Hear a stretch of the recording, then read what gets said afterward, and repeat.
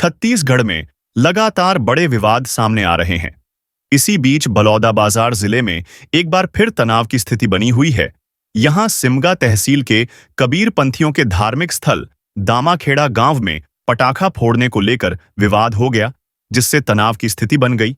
मामला high profile होने की वजह से हालांकि गृह मंत्री समेत आला अधिकारियों ने मोर्चा संभाल लिया है, लेकिन हालात बिगड़ने न पाएं, इसके लिए पुलिस को भी अधिक सतर्क रहने की जरूरत है। आइए अब आपको बताते हैं कि घटना के बारे में प्रकाश मुनि नाम साहिब ने फेसबुक अकाउंट पर 2 नवंबर को सुबह 8:24 पर क्या लिखा गया था। बहुत ही संवेदनशील खबर है। कल रात करीब 9-10 बजे के बीच कबीर धर्मनगर दामाखेड़ा में हमारे नवोदित वंशाचार्य उदित मुनि नाम साहब की हत्या की नीयत से लगभग 50 आवारा और अपराधी किस्म के लड़कों ने धारदार हथियारों के साथ आश्रम में हमला कर दिया और बलपूर्वक आश्रम के अंदर दाखिल होने का प्रयास किया। आश्रम के कार्यकर्ताओं के द्वारा गेट बंद कर देने पर दीवार फांदकर अंदर घुसने का प्रयास किया गया, लेकिन साहब की कृपा से सफल नहीं हुए। फिर गेट के बाहर से दिवाली वाले बम में आग लगाकर आश्रम के अंदर फेंकने लगे। इस हमले भानु प्रताप गोस्वामी घायल होने से बाल बाल बचे। हमारा पूरा परिवार और आश्रम के सभी सदस्य त्योहार मना रहे थे। कुछ और भी दर्शनार्थी लोग वहां परिवार के साथ मौजूद थे। इसके बाद उन आवारा लड़कों ने नवोदित वंशाचार्य को अश्लील गालियां देते हुए जान से मारने की धमकी देने लगे। इस पर भानु प्रताप और उनके कुछ साथी गेट खोलकर आक्रामक होकर बाहर निकले तो आवारा लड़के पीछे हटने लगे। इसी बीच मुझे इस बात की खबर मिली। मैं तुरंत दौड़कर बाहर निकला तो मुझे देखते ही सारे लड़के अंधेरों में गायब होने लगे। पुलिस थाने में सूचना दी गई।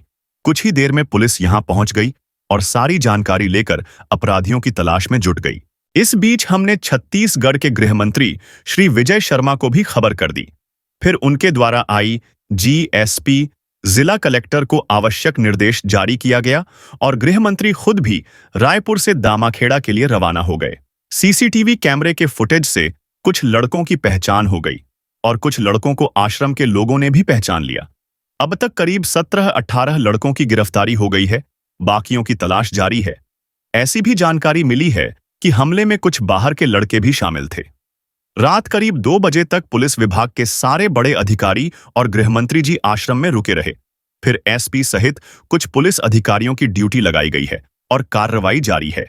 सोशल मीडिया पर इस पोस्ट के वायरल होते ही दामाखेड़ा में कबीर पंथ के अनुयायियों का आना शुरू हो गया है। साथ ही इस मुद्दे पर राजनीति भी गरमाने लगी थी। इसके बाद इसी फेसबुक ID पर एक और पोस्ट भी अगले ही दिन यानी 3 नवंबर को सुबह 5:18 पर पोस्ट की गई, जिसमें लिखा था, दामाखेड़ा की घटना को अभी 2 दिन भी नहीं हुए हैं और इस पर राजनीति शुरू हो गई है।